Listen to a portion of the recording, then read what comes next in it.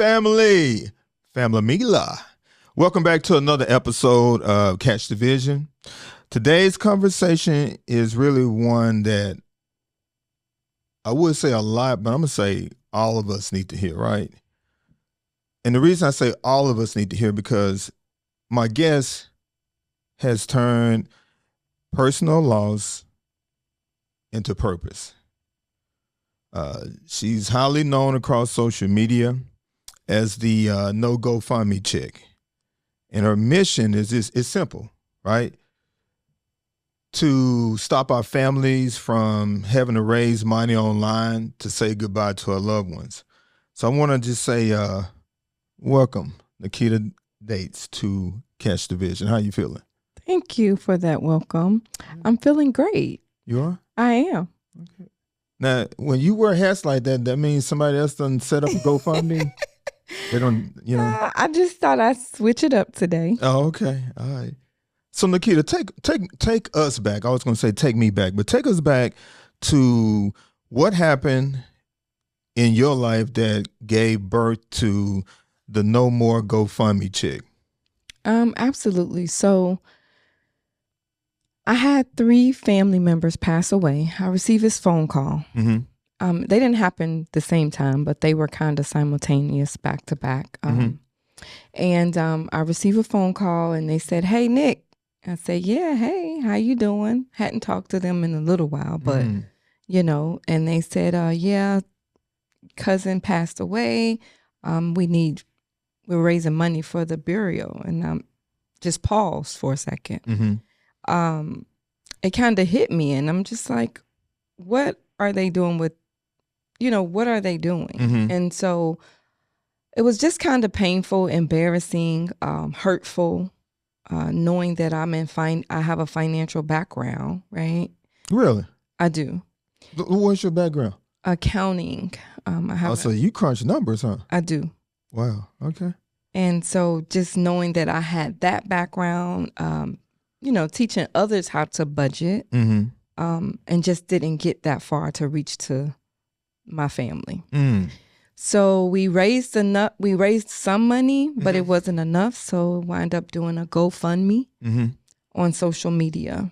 Not 1, not 2, but 3 times. Wow. And that's within your family? Correct. Wow.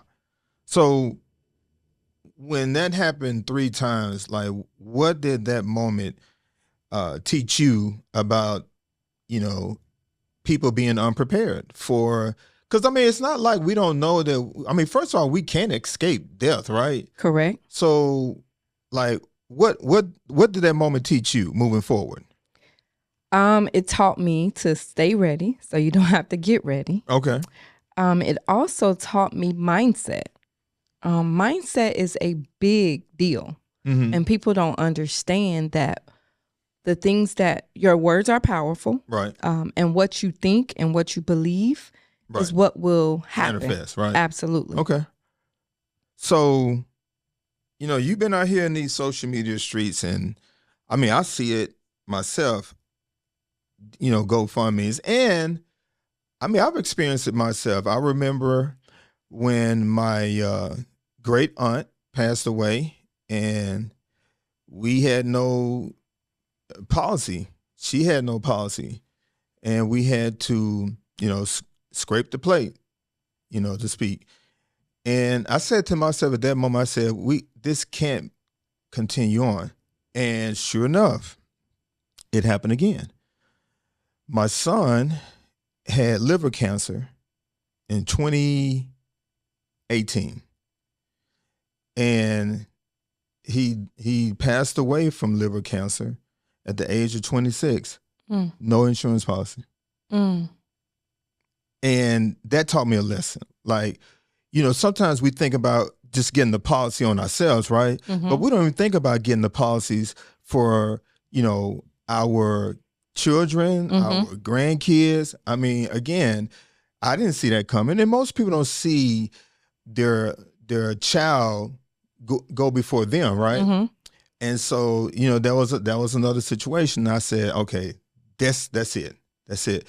So what are some of the craziest things that you hear people say when it comes to life insurance? and I probably was one of them at one point in my life. But what's some like off the wall things that you be hearing people say? Well, I don't have the money. It's just How you not in my respond to that budget. when they say I don't have the money? I mean, like, So I would say, well, what? I mean, is it in the closet or? I ask him, well, what do you mean you don't have the money? Okay. And so it's a question to get them to thinking. So I kind of help them to think it through. Because when you say you don't have the money, you don't have the money for what? Mm-hmm. Because would you rather be prepared or would you rather be caught unprepared? Mm-hmm. And so what they don't understand is that it's all in, it's more of a savings investment in yourself. Okay. What's another crazy piece of response people give you? Well, they'll figure it out. Figure what out? How to bury me. They'll figure it out. It don't matter. I'm not gonna be here no more. I mean, I'm not leaving my kids. I mean, they could bury him in a dumpster. But then you're gonna have charges pressed against you. Charges pressed. Okay. It's gonna be a foul smell. That's crazy to say. They'll figure it out. But again, I probably was one of those uneducated individuals. Back in my time. But nobody should have to figure out when you're gone. The only thing they should be figuring out is what's the next move, because my spouse or my grandparents or whoever the case may be, left this money for us to move forward. And so that should be what we should be figuring out. But figuring out debt and bills and how we're going to bury you shouldn't be something to figure out. Issue. What's one more thing that is like you've heard that's like off the wall? I don't need it. I mean, because you don't need what? Life insurance. Really? I'm not dying no time soon. I mean, I didn't see my son, passing away at 26. So how do you respond to that? Like, what do you say? I ask them questions because I think what people are uneducated with the life insurance, and then they've heard different stories as to, oh, it's not going to pay out. So-and-so had a policy and they didn't get no money from it. And so they're dealing with, I guess, past experiences that they're still thinking about, or is it hearsay? Hearsay. Okay, go ahead. Hearsay. And so I just ask them questions to get them thinking, because tomorrow's not promised to anybody. Right. The next 5 minutes. And, I let them know, like, I ask them questions. Are you healthy? Do you currently have any health issues? What is your mental? Because all of that is important. And that's why it's so important to get it while you're young. My son even said to me, Mom, I don't need life insurance.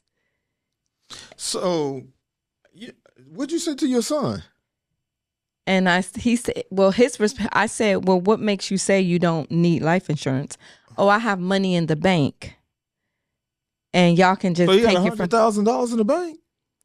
He said he probably had about 20 or 30. 20 or 30,000? Yeah. And I said, well, what happens when I don't have access to your bank account? And so it's in probate. Because if I don't have access to it, I can't get the money. Wow. And now you're going to leave me trying to figure it out. Scrambling. Mm-hmm. Man, that's... Wow. So...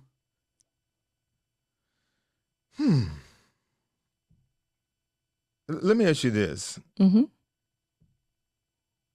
How do you... Well, no. Let me ask you, are you familiar with this? Because I looked it up and it was really interesting because there was a study done in Chicago that said if every person lost to, whether it's gun violence, just violence period, had life insurance, that community would hold over $1.2 billion in wealth. Oh yeah. What does that statistic say to you?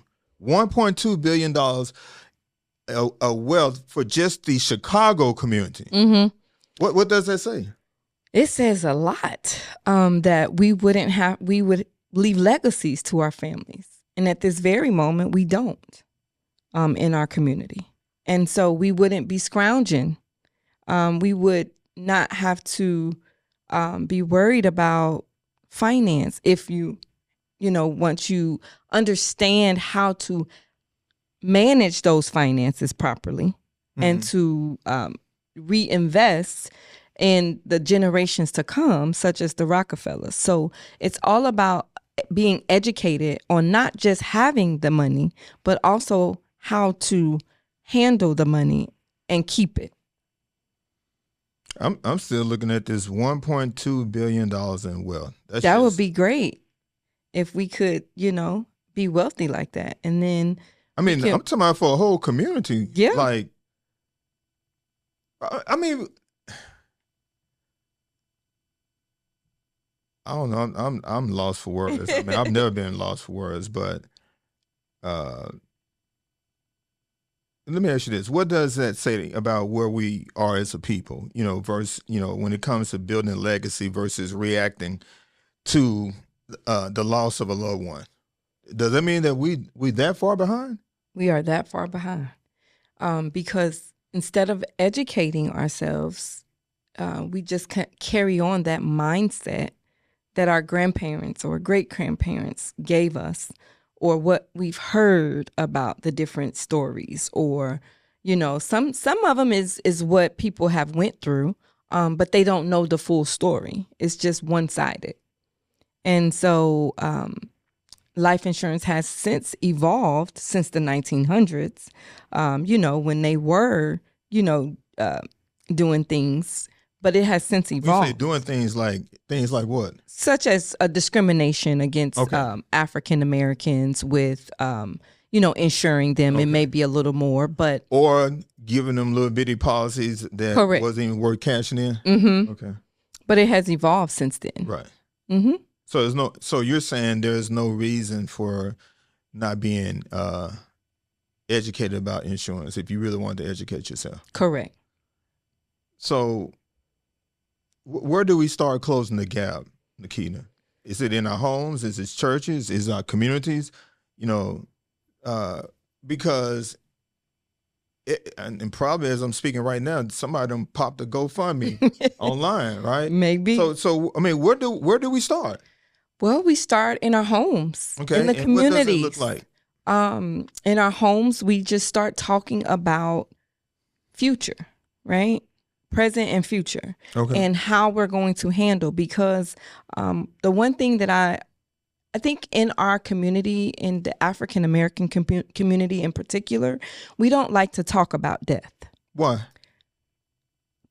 I really don't know why. I've talked to my dad about this, and he just like, oh, okay, yeah.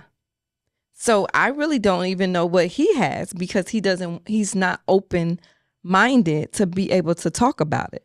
So in my household, I talk to my children and my mom and my sisters, we talk about it. Right. And so, the thing that I can do, the only thing that we can do is I can only do my part and try to educate and ask people, what they have going on. Now, here's what's interesting, okay? Mm-hmm. I used to be in law enforcement, and one of the things about being in law enforcement is and this is back in Arkansas, I was with the sheriff's department, and from time to time we have what we call emergency furloughs. You know what that is? Layoffs, right? No. Emergency furloughs is when someone is in prison and they're trying to get out to see their loved one. Okay. And so here's what's interesting is, and I've seen it on both sides of the spectrum, and this is why I bring up this topic. So, I've done emergency furloughs on myself and another deputy. We done it for Black folks, right? Mm-hmm. And so, of course, at the funeral, it's always somebody got to jump in the coffin, right? Or it's somebody hooping and hollering, right? Yeah. And I said, okay, like, I said, but you know what? I said, I always want to give the benefit of the doubt, right? So we also transported a white person, a white guy, from the prison to the funeral, to the church funeral. Now, let me go back to the black funeral, right? Because there's a time frame that we have to get this inmate back. Right. You know, what should have been like maybe a 2-hour funeral, it ended up being 4 hours. But at the white funeral, it was like 2 hours on the dot, right? Mm-hmm. It seems like, and I'm not saying this as a whole, but this is just an observation. But it's like white people handle death better than we do. Yeah. And so I've seen that as well. And again, this is my observation, right?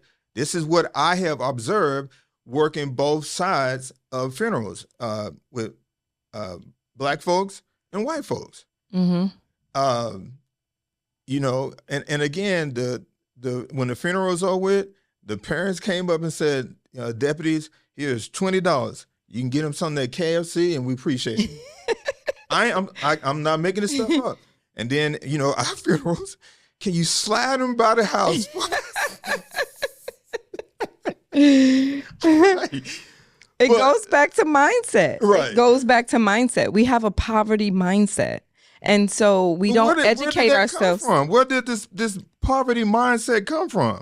It comes from just generation after generation being comfortable, right? Okay. Everybody wants growth and wants to do better, but they don't want to put the work in to do better. And so everybody wants to just be comfortable. And so being comfortable is, I've been this way all my life, or I've been doing this and it's been working fine. Mm-hmm. But where have you grown? And so some people are okay. Like, I know it's plenty of people in my hometown of Cincinnati, Ohio. Mm-hmm. I have family members that's never left their area of downtown Cincinnati, or, you know, never left the city at all. So it's just mindset. This is what they know, right, and they don't know nothing else. So it's just that they weren't exposed to those different things. And instead of taking the mindset to say, hey, there's more to the world than just this particular city. You know, I'm living in Atlanta, and I've met people who are from Atlanta, and they are the same way. They just stay in their own neighborhood. Let me ask you this. When it comes to life insurance, who gives the most excuses of not getting life insurance? Is it men or women? I mean, I've had them from both, but I would say a little bit more women, because I talk to more women. Okay. So I talk to more women. So on my end, I would say women. I just talked to a lady yesterday, and she said it's not in her budget, but she knows she needs to get it. Now, she has a policy with her job. However, well, now hold on, we'll get to that. Okay. So we'll get to that piece of it. Okay. So, you know, when you're dealing with people from all walks of life, whether it's single moms, young professionals, or entrepreneurs, which of those categories do you try to fight the most for? Single mom. Why? Because I was one. Okay. I was a single parent, and I didn't have life insurance for a while myself, you know? Why? Well, I didn't know. I just was like, oh, I don't need it. At the time? I was in my 20s, early 30s. Really? Yeah. Late 20s, early 30s. And then I had it with my job. You walking around this joint unprotected. I was. until I was educated on how to do better. Who educated you? So a friend of mine was telling me about her policies and this, that, and the third. And I was like, oh, okay. Let me, you know. I mean, what was she telling you? Well, she was just saying how much she's leaving her daughter, and, you know, she got Was she white or black? She was black. Really? Mm-hmm. Okay, that's what's up. Yeah. All right. So then I, you know, got educated a little bit, just a little bit. Mm-hmm. And then, and then when the whole situation happened, I got educated a whole lot. So what was when you got your policy, like what was the face value for it? So I have several. Okay, I just said the first one you got. The very first one was only $50,000. Why that number? I think it was just what I could afford at the moment. Okay. At that moment. Because I mean, 50,000 beats no thousand, right? Correct. All right. Yeah. Now I have multiple, but yeah. Okay. And so let me ask this question. Why do you, at what age can we insure kids? Oh, as soon as they get a social security number. And so that's like within 14 days of them being alive. Why should we do that? Oh, the policy is very cheap. You can get. I mean, other than being cheap, like give me something that makes sense for me to go ahead and get a policy, because when we think about getting policy on our kids, like I'm saying this because I wish I would have known to get a policy on my son. So, like, give me some factual reasons other than it's cheap. Absolutely. So you can put money towards you can save up the money for their college. So using what type of policy? Using an IUL. Is that the only type of policy? Yeah, a whole life policy. Okay. So it's three main types of policies, right? You have a term policy, which is a term, whether it's 10, 20, or 30 years. What's another way to look at that term policy? Like, and the reason I'm asking the kid is like, you understand that the insurance language. Yes. But for the people who are watching it, give me another way to look at term life insurance. Absolutely. So another way to look at a term life insurance policy is it's covered for a certain period of time. And so most people, what happens is they get this term policy to cover their income, right? So it's income protection. Okay. So in the event that something happens to you, you can get an income protection, or it'll cover your mortgage, or, if you... Depending on the policy amount. Depending on the policy amount, correct. Okay. So are you saying so a term is like renting or leasing, right? Yeah, renting or leasing, because it's a term. It's a certain period of time. Okay, and so is that what makes that particular policy inexpensive? Yes, correct. That's why it's affordable. But that's the positive side, is that it is affordable. But the downside is that it expires. Okay, and so. Let's talk about whole life policies, right? So if we were to, and I mean, I know you don't know the numbers, but typically when we think about whole life policy, that's a policy that is with us the rest of our lives. Am I correct? That is correct. And that as it builds cash value, even at some point, if we didn't want to pay the policy no more, it could pay itself. Am I right? You are correct. And so if we were to get like a $300,000 whole life policy on our child, let's just say at 14 days old, and they have their social security number attached to it. You're saying by the time they turn 18, there would be enough cash value in that policy for them to do something with? That is correct. Whether they want to go to college, start their own business, buy a car, whatever the case may be. And then there's the third policy, which is called permanent life insurance. Why do y'all call it permanent life? Because it's a permanent policy, so it goes for up to 120 years old. I don't know no one who has lived that long, but Jesus. Yes. But yes, 120. Yes. And so. Permanent.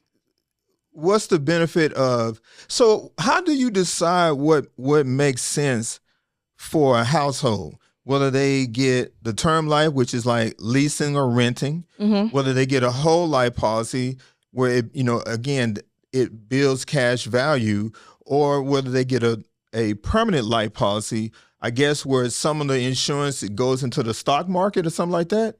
So yes, so an IUL, or it's called an Index Universal Life Policy, or a Universal Life Policy. Okay. And it is based off of the S&P 500. However, what does S&P stand for? Steve and Peter, or what?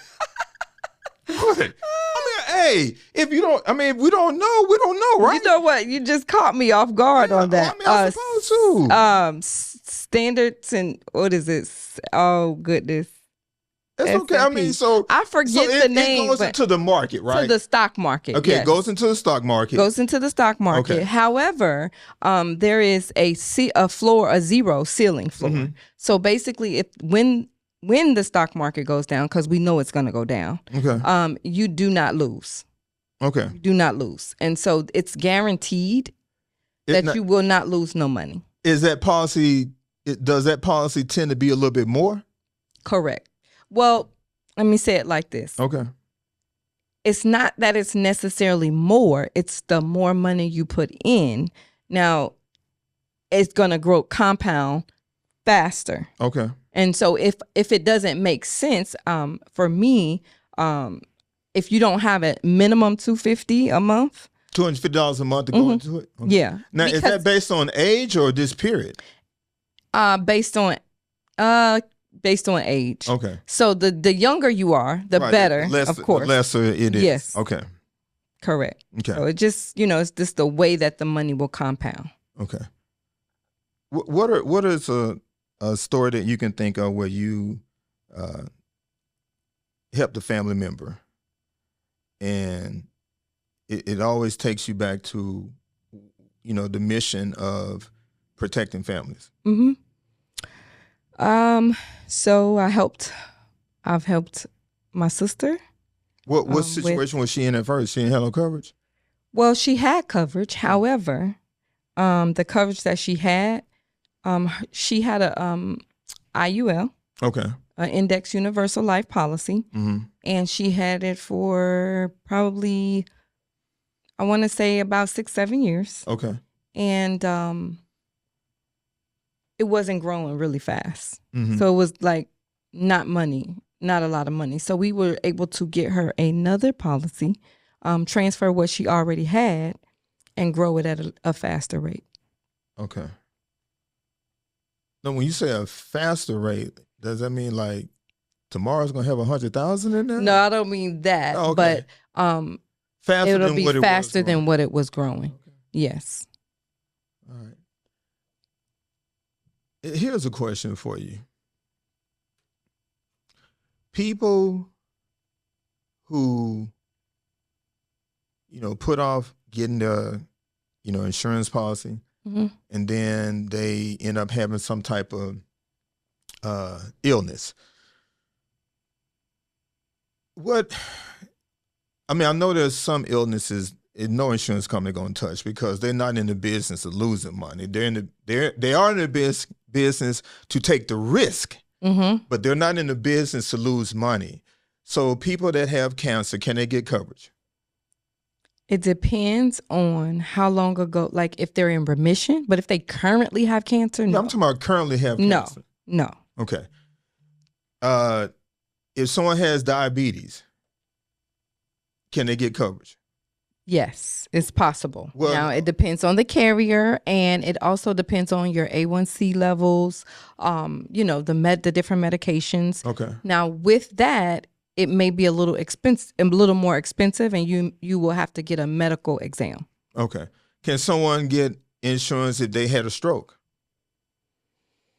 So it's going to depend on the carrier, how long ago the stroke was. If they just had it yesterday, 9 times out of 10 it's not likely. But it depends on the carrier and how severe the stroke was. Okay, somebody had a heart attack. Again, the same kind of thing would depend on the carrier. Most carriers, though, if you've had any type of heart issues, mm-hmm. they're not going to, most carriers, not all, but most. And so in the event that there is a carrier that does do that, mm-hmm. your insurance is going to be through the roof. The premium is going to be a little bit Premium is going to be high. Okay. What if they have like HIV or AIDS? That's an automatically decline or what? Yeah. Okay. It's a decline because it's a risk. Okay. So the thing about it is that's why you want to start when you are healthy mm-hmm. And so we have a thing called living benefits. So, okay, let's talk about living benefits, because most people are under the preconception that, the insurance policy only pays once I, pass away, which, I mean, it shouldn't be no type of preconception. It should be, what, I'm not even looking at this as, my family is going to, get this money and I can't get this money because I'm gone. It should be we should look at it as, making sure our family has a peace of mind. However, what do you say to that person who get one of your policies and they didn't even realize that it's a living benefit in it? How do you explain that to them? And what is that living benefit and what does it include? Okay, absolutely. So a living benefit just means that you can utilize a portion of the death benefit while you're still alive. Okay. So in the event of a critical, chronic, or terminal illness. Okay, hold on one second. Yes. What's considered a critical illness? A critical illness, COPD, like some type of heart disease? Okay, yeah, heart attack, stroke. Yes, okay. Those are critical. Cancer. Yes. Okay.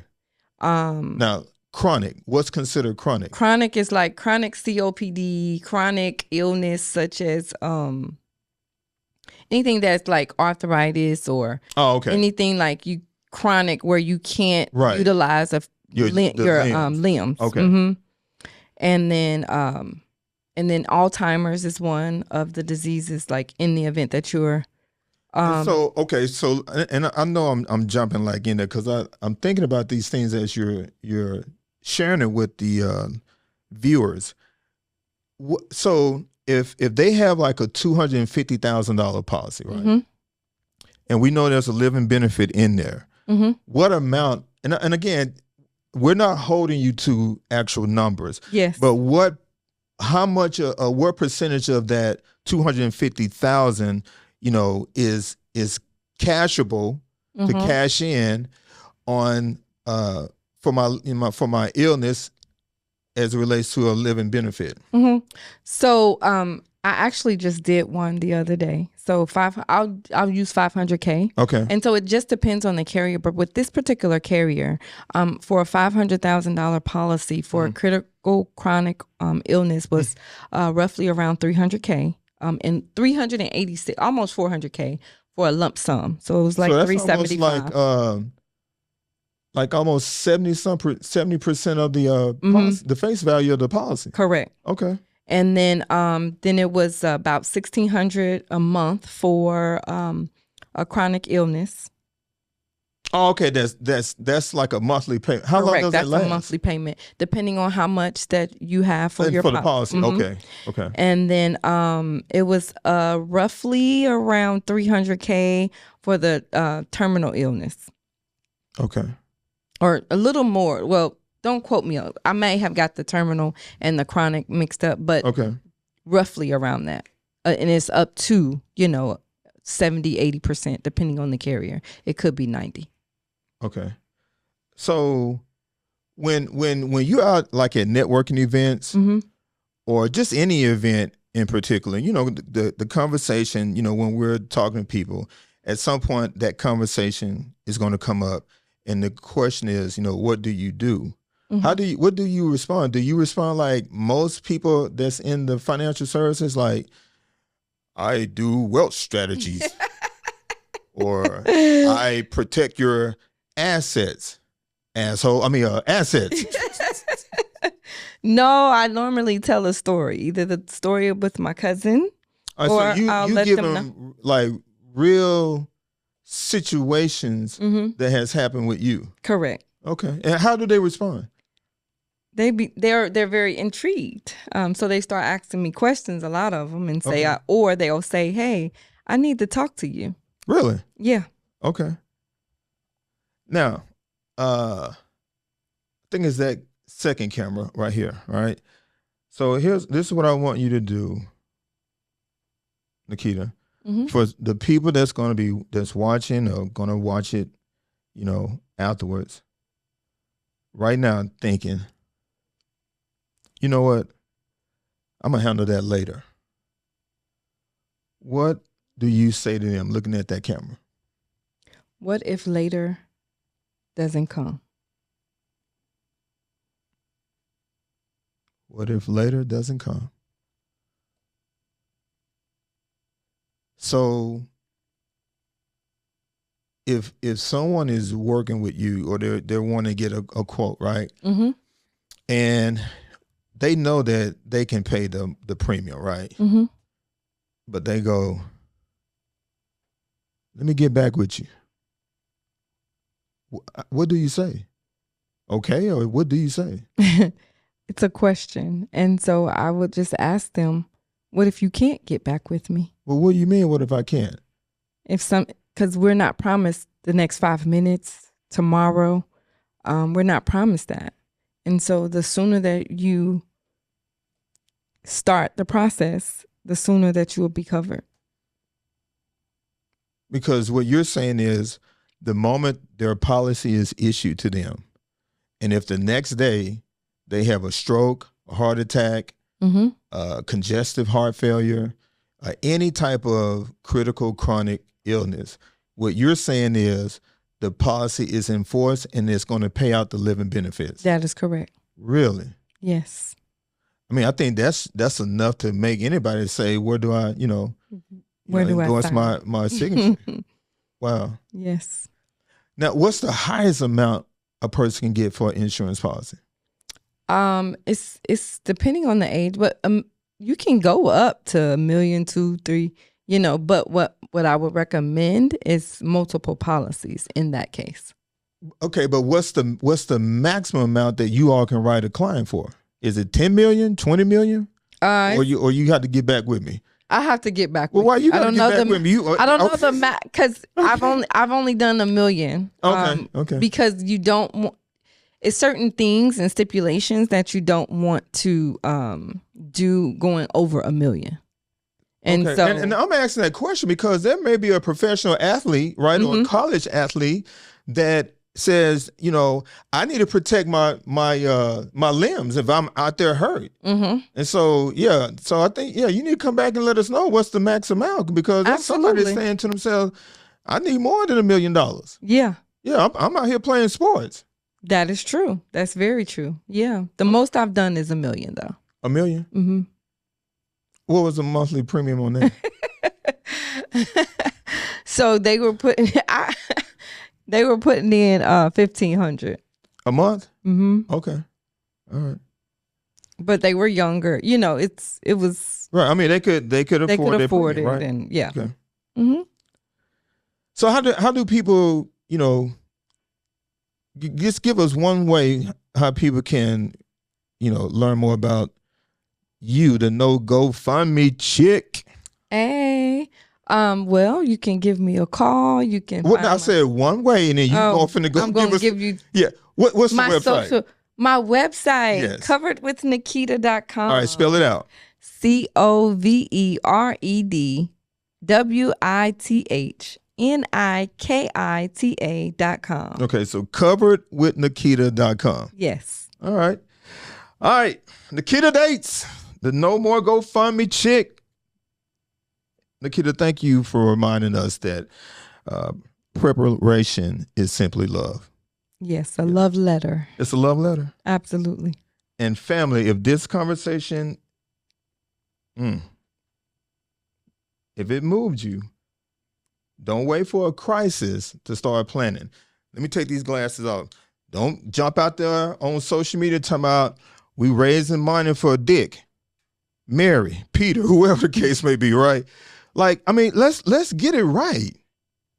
If Chicago did a study of all the violence out there, and if everybody had an insurance policy, the evaluation of people covered just in Chicago is $1.4 billion. Can you imagine what it's looking like in other cities? So just doing your part of getting coverage eliminates you or take you out of the statistics. Get covered with Nikita.com. And as I always say, catch the vision, catch the vision, catch the vision. All right. That's it.